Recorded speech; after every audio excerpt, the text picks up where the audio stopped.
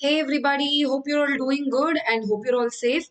A very good evening to all of you and welcome to Oliveboard's 100 most important questions for the finance section series. So today is lecture 8 and so we'll be taking up questions 70 to 80 today.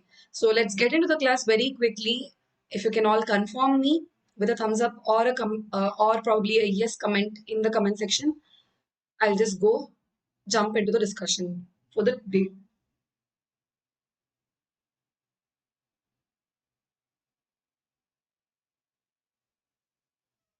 Hope I'm audible, everyone. Yes.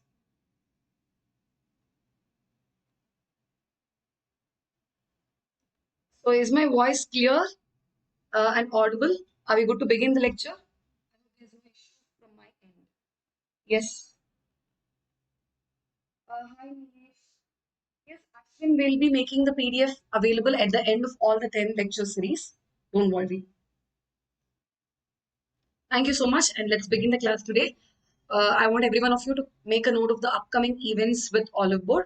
So we have started this 100 most important questions for finance series, which is happening Monday to Thursday at 6 p.m.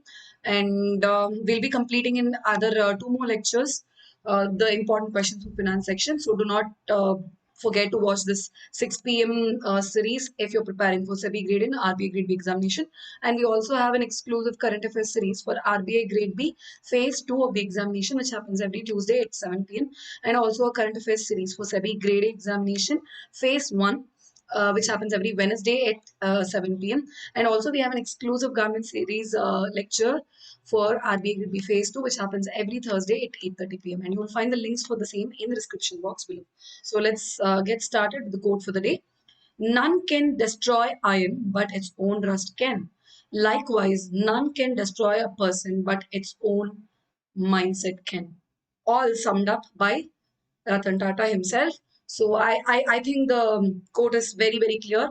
It is very, very important to keep our mindset really positive and strong to build whatever we want to, whatever we have been dreaming for, right? So let's begin the class with the first question of the day. Yes, Ashwin, I have already pointed out that yes, the PDF will be made available at the end of all the lecture series, right? So quickly, if you can tell me the answer for the very first question. The government has made it mandatory to mention a dash digit HSN or tariff code for 49 chemical based product while issuing the GST invoice. That is a move which is aimed at curbing tax evasion. What is the answer? The answer is option B. So it is a 8-digit HSN code that the government has made mandatory, right? So recent measure by the government of India, it has introduced this 8-digit based HSN code for the chemical products, right? And this the aim of this move is to curb the tax evasion, and almost around 49 chemical based products have been put into this list with which necessitated this 8-digit HSN classification. So this HSN classification should be pointed out at the time of issuing the GST invoice. And we all know that HSN is nothing but standing for a harmonized system of nomenclature code. And this is a very common thing that can be expected in the questions also. So what does HSN stands for? Harmonized system of nomenclature, and it is a systematic classification of goods across the globe. So it is not going to include the services. Please make a note of it. So HSN is a classification that will only be there for the goods, not for the services, and it is going to classify the goods. And here, the government of India, the CBIC department under the Ministry of Finance, has made this mandatory for 49 chemical based goods. So it was introduced for this chemical based goods, where you can see that the first two digits are talking about the chapter, the second two digits are talking about the headings under the chapter, and the next two digits are talking about the subheadings under these headings, and the final last two digits are going to subclassify the product tariff heading during the import and the export of supply, right? So let's move ahead with the next question. Which of the following is the difference between the potential output of at full level of employment and the actual level of output of the economy? A, inflationary premium; B, inflationary gap; C, deflationary gap; D, inflationary spiral; and E, deflationary spiral. So, what is the answer for this question? Can I have the responses? What does it fall into? The answer is B, inflationary gap. So, what is inflationary gap talking about? Here we have to remember that it is talking about the difference between the potential output at the full level of employment and the actual level of output of the economy. So, what is the output that we are going to get when everyone is employed, when the working age population is employed to the fullest level? So, what is the output that the country is going to get? And when you're subtracting it with the current level of output, that is going to give the amount of the inflationary gap, right? So, this is talking about, I'm extremely sorry for this. So this is talking about the deflationary gap. Very sorry for this confusion here, making and bringing the clarity that it is talking about the deflationary gap, not the inflationary gap. So whenever we are talking about deflationary gap, you have to see that the current level of output is not at its best, and that is the reason you are comparing it with whatever best it can produce when full level of employment is going to be there. So that is called as a deflationary gap. Hope I made this right? So it is C, deflationary gap. So what is deflationary gap? It is the amount by which the actual aggregate demand falls short of the aggregate supply. So we can see that in a deflationary situation, the demand is going to be overall low, and how much it's going to fall short when compared to the existing supply. So there will be high supply of goods, but there is not going to be equivalent demand, right? And that is what is going to be measured by the deflationary gap. So it is going to talk about a decline in the output, a decline in the income, and a decline in the employment, along with the decline in the prices. That is what the deflationary gap measures. So as you have seen, what is the potential full employment potential output to what is the current level? That is what is going to be measured by the deflationary gap, which you can see by EB. Right? This is the potential at the full employment level, and this is the current level. So this gap is what is going to be calculated by the deflationary gap. And we were also talking about your inflationary gap, right? So let me explain you inflationary gap also, so that it's going to be very clear. So here inflationary gap is going to the amount by which the actual GDP is going to exceed the potential full employment GDP. So the current GDP is even more than the full potential GDP because of the inflation in the prices, right? Hope you get my point. So there is a full employment GDP that one is going to get, right? An economy can get even greater than the full employment GDP. If the current GDP is going to be there, it is not because of the exactly because of the fully employed employment potential, but rather it is because of the increase in the prices. That is because of the inflation. So that is not a real level of output. So that is called as an inflationary gap. Hope it is clear to you. So the actual level of GDP is higher than what can be at the full level of employment. This is very, very clear, right? So what is inflationary spiral and deflationary spirals? We are seeing of these terms here. So inflationary spiral is nothing but when inflation is entering into a cycle, a vicious cycle, where you can see that the price levels are reinforced by the price levels in the past. The current price levels are influenced by the past price levels. For example, you can take the example of a wage spiral. For example, if you are demanding higher wage, if a job is offering you higher wage, let's say higher wage, what happens? A consumer with higher wage is going to purchase goods of higher cost. So the prices are going to increase for that goods, right? And when the good prices are increasing, naturally, the consumers are also going to demand more wages. So this kind of situation where the inflation is reinforced again and again is called as an inflationary spiral. Likewise, when the reverse is going to happen, it is called as a deflationary spiral, right? Hope all these terms are clear for you. Let's move ahead. Which of the following are not the causes of demand pull inflation, right? Which of the following are not the causes? A, cut in the interest rates by the monetary authorities. B, economic growth and increased consumption. C, government following an easy monetary policy. D, increase in exports. And E, all of the above. So what do you think will not be the cause for the demand pull inflation?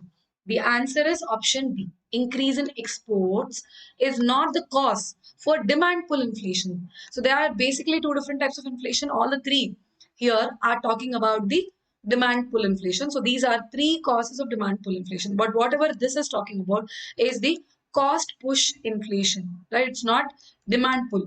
So it is going to increase the cost, and likewise it's going to increase the inflation, increase in the exports, right? So the answer for this is D, because it's asking for which of the following is not the cause of the demand fall. If the question was which of the following are the causes, then we should have an option like A, B, and C, right? So there are different causes for inflation. You can see that there is a demand pull inflation and also a cost push inflation. And the words themselves are very, very simple and clear. I hope so. Isn't it? So demand pull inflation is arising because of the increase in the demand for the goods. So when the demand is increasing, that's when the inflation in the economy is also increasing. But on the other hand, if you see, the cost push inflation is happening because of the increase in the cost of, for example, the raw material cost. If the cost of the raw materials are increasing, then what is going to happen? It is going to definitely fuel up the inflation. So this is the basic difference between what is a demand pull and a cost push inflation. And both of these have their independent causes which are going to result in the same, right? So if you see the demand pull inflation, cut in the interest rates is one of the cause for increasing the demand pull inflation. A cut in the interest rate, what is it going to do? It's going to increase the money supply. Indirectly, you can see that when the interest rates are going to go down, you see the money supply in the economy is also going to increase. And when there's an increased money supply, so more money is chasing lesser number of goods, right? Few goods. That means it is going to be fueling up a demand based or demand pull inflation. So when you talk about cost push inflation, it is mainly caused by the higher wages. So as we have already seen a scenario where higher wages also spiral up a demand for inflation, because whenever you're having higher disposable income, higher wages means higher disposable income. So you're going to purchase goods of higher cost. You're going to purchase more goods. That means the price of the good is also going to increase. So it is going to increase the demand. That's the reason it is also going to fall under the demand pull inflation. And when you talk about the higher wages, whenever higher wages are increasing, what does it mean? The cost of producing a good is going to increase. So when the cost is increasing, you can see that it is inflation which is leading to cost push inflation. And similarly, as we have seen before, devaluation or devaluation. What does devaluation means? It is nothing but the value of the currency is going to decrease, and it is whenever the value of the currency is going to decrease, what is it going to do? It's going to increase our exports, and when our exports are increasing, what is it going to do?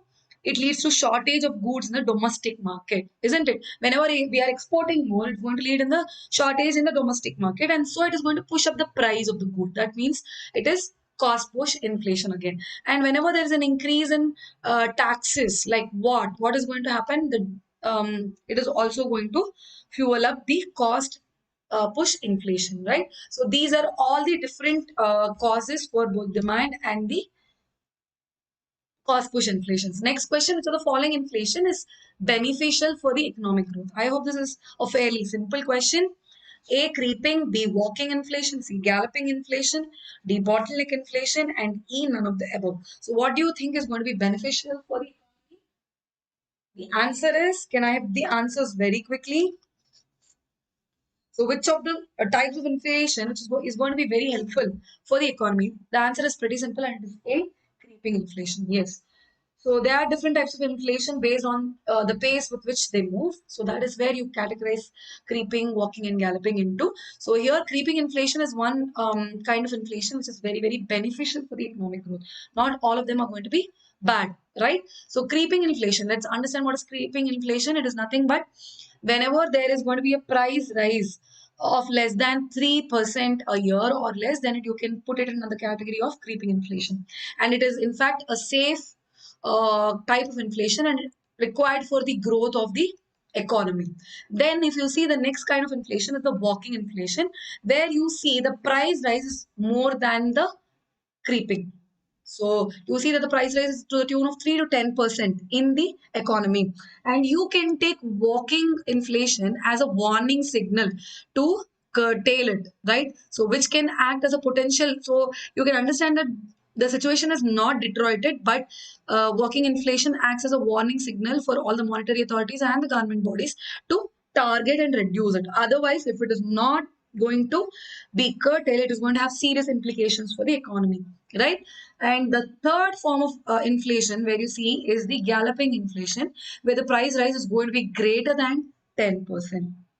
So that is actually also called as a running inflation. In fact, some of the thinkers also called galloping and hyperinflation as one and the same. And this price rise of 10% actually falls under another name, that is running inflation. So where it is going to be greater than 10%. And this is an inflation where the economy is going to get badly or adversely affected. Then you have the last form, which is called as the hyperinflation, where you see that the price rise is going to be around the tune of 20. Here it is written as greater than 50%, but you can see that it is going to be to the tune of 20 to 100%. So whenever you are going to fall under this kind of category, it is going to be called as hyperinflation or galloping inflation or runaway inflation. It's not running, but it can be called as also runaway inflation. So this kind of inflation is where the situation is going to be completely collapsed, and you see that the monetary system entirely is going to be collapsed, and you will see the purchasing power of the currency is also going to decrease drastically, right? So here you can remember that walking, W standing for warning signal. So there might be questions, which of the following inflation acts as a warning signal for the economy? It is the walking inflation, and which is good, it is creeping. And then we have the running inflation, which is going to affect it adversely. You will definitely expect questions also on the basis of hyperinflation, which is going to be resulting in the adverse effects like fall of the monetary policy or the value of the currencies, right? Next question to the following is correct with respect to the skewflation. One, it refers to a price rise of one or small group of commodities over a sustained period of time. Two, India has never experienced a skewflation since LPG reforms of 1993. Tackling skewflation is the domain of monetary policy. So what do you think so is the answer is D. So we are asking which is correct with respect to skewflation. It's only statement one which is correct. It skewflation is nothing but it is also a similar type of inflation where you see that the price rise is only happening for one or a certain small group of commodities, but it's happening over a sustained period of time. It's not for very short duration, but a considerable period of time. And the second statement is incorrect because India did experience skewflation after the LPG reforms. So this is an incorrect statement. And tackling skewflation is actually very, very difficult because it does not clearly fall under the domain of monetary policy, where you also see that the government intervention is also needed, right? So it's not clearly the domain of monetary policy, and that is the reason the correct answer for this question is the one only. So let's see quickly some of the facts with respect to skewflation in India. So in India, as I told, India did experience skewflation in the year 2009, end of the 2009 and the early months of 2010, where we have experienced increase in the prices of non-food items. So it was mainly the skewflation mainly appeared in the food items, though the prices of non-food items were relatively stable, right? And that year's economic survey 2009 to 10 also mentioned this term of skewflation. And you have to remember here that skewflation is not a clear category like any other form of inflation. So it is mainly sector specific. As we have seen, it is going to be falling into particular sectors. We know that it is not going to affect all the rise of all the goods. Here in 2009, we only experienced that inflation in the food items. The non-food items remained stable, right? So it's only sector specific. So it is not clearly the domain of only monetary policy, but it also needs some fiscal policy action, right? So these are the things that we need to remember with respect to the skewflation. So there are some terms which are confusing, and I want you all to take a clear note of it. What we are talking about is skewflation, where skewflation and sector, please remember it that way. S for S, skewflation, and it is sector specific. So let's move ahead. When an economy experiences stagflation, which of the following holds true? A, a situation in which economy is growing and there is rise in prices. B, a situation in which economy is growing and there is fall in prices. C, a situation in which economy is having high unemployment and there is rise in prices. And D, a situation in which economy is having high unemployment and there is fall in prices. So the answer is Some of you already guessing it. The correct answer is a situation in which economy is growing, but there is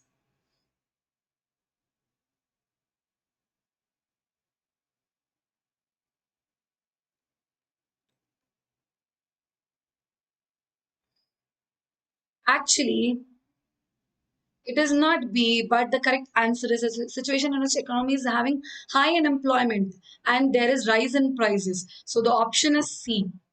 Please mark this option correctly.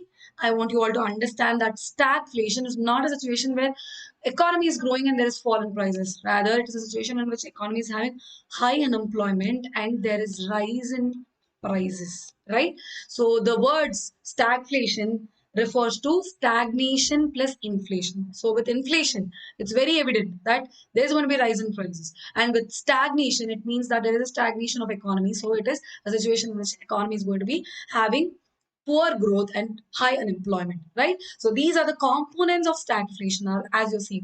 So there is inflation, there is low GDP, there is higher rate of unemployment, and sometimes it is also coupled by recession in most of the countries and poor implementation of the government policies. So these are all the components of stagflation. So if they are asking a question, which of the following are the features of an economy experiencing stagflation, please remember all of these five. Inflation, low GDP, higher unemployment, probably recession, and poor implementation of the government policy. So stagflation occurs when the government, or now we are talking about the causes of it, right? So we have seen the features of stagflation, but what are the causes?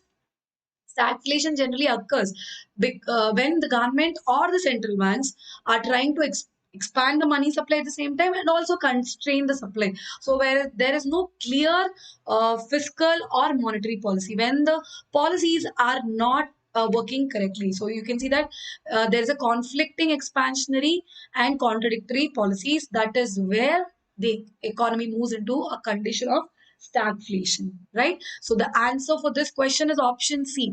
Please mark this correctly. Stagflation refers to a situation in which economy is having high unemployment and there is rise in prices. So what is stagflation? Stagnation plus inflation, right? Remember this. That is what is stagflation going to stand for. Next question. Which of the following categories of persons are positively affected because of inflation? One, creditors, two, businessmen, three, debtors, four, wage earners. So, can I have the answers from every one of you quickly? Which of the following are those individuals who are going to be benefited out of the inflation?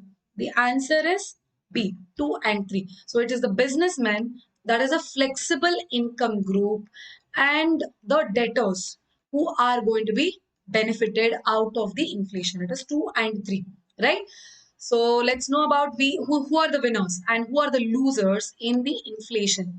During the situation of inflation, who are going to act as the losers here? Let's see, the savers are going to be definitely among the category of the losers. The are those with the fixed income, because the value of their savings is going to decrease, right? And then retirees living on fixed incomes. You can understand that whenever inflation is going to be there, the value of the money is going to definitely decrease. So when you're running a family based on fixed income, definitely you will stand out to lose. And then any workers, as you can see, the keyword is only fixed incomes. Savers are also those category falling into fixed kind of savings, right? So you can all see that these three are talking about some fixed income category, and that is the reason they are going to lose out during an inflationary scenarios.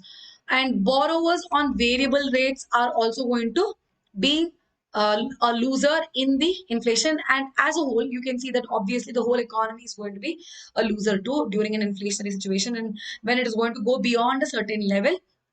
And also exports are also going to be less competitive because our exports are going to be priced higher. So our exports are going to be less competitive in that case. And who are going to be the winners during the inflationary situation? It is obviously the debtors who are going to stand to gain, because whatever value they're going to give to the they are going to take from the creditors, they are going to pay the same value for them. And then you have the government with high public sector debt. These are also going to act as the winners. And then you have the firms who can cut the real wages. As you can see, most of the businesses will also fall under the category of the winners, because these businesses are mainly based on the flexible income category, and their values and profits are also going to be based on the inflation level. So they will try to stand out during an inflationary scenario. Next question: which of the following are the fiscal measures to control inflation? One, reducing the government expenditure. Two, higher repo rates in the economy. Three, deficit financing. So, which of the following are the fiscal measures to control the inflation? A, 1 and 2, B, 2 and 3, C, 1 and 3, D, 1 only, and E, 3 only. So, what do you think are the answers for this question? It is option D, 1 only, right? So why do you think it is only one only? Because we are only asking here about the fiscal measures. We are not talking about any other measure other than the what are fiscal measures? These are nothing but the measures that are taken by the governments. They are called as the fiscal measures, which are taken to control the inflation. So the answer is reducing the government expenditure is the government domain. So you can say that it is going to definitely bring down the inflation. But the other two measures are those with that of the RBI, right? So the answer is D, one only. So what are all those steps that can be taken to control the inflation? One is monetary, then we have fiscal measures, then we have also have some other measures. So under the fiscal measure, you can see that cutting the expenditure by the government itself is going to control the inflation, because whenever there's more money supply in the economy, obviously there's going to be more inflation. So when you cut down the expenditure, the money supply is going to reduce. Increase in the taxes, so it's going to decrease the spending of the individuals, and likewise it's going to reduce the demand, so it is going to decrease the inflation. Similarly, increase in the saving, that means again money supply is going to reduce. A surplus budget and a public debt is also going to decrease the whenever you're taking public debt. What are you doing? The government is going to take debt from the public, so the money held with the public is going to reduce. That means the demand for the goods is also going to reduce, money supply is also going to reduce, so inflation is going to be controlled, right? So these are all fiscal measures. But when you look at the monetary measures, these are the measures that are taken by the central banks like RBA for India. So they go for credit control measures. And what are the instruments for credit control? RBA uses detailed credit control measures like the repo, reverse repo operations for controlling the amount of liquidity in the economy. And apart from that, RBA can sometimes also go for demonetization of the currency, but this is an extreme resort. It is not going to be used when the inflation is within a particular range. Maximum it's going to be done during hyperinflation or galloping inflation. For example, after the World War, you can see that Germany was experiencing a very bad inflation, and that is when even the Germans went for demonetization of certain currency. So it is a very extreme resort. You can remember this.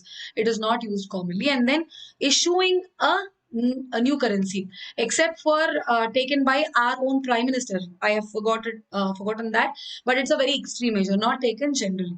And issue of new currency is also going to affect the inflation in the economy, because the new currency of a single unit will be made equal to many units of the old currency. For example, the new currency of 1 rupee, they will say that 1 rupee of yesterday is going to be 100 rupees of today, right? So this is going to reduce the money supply in the economy.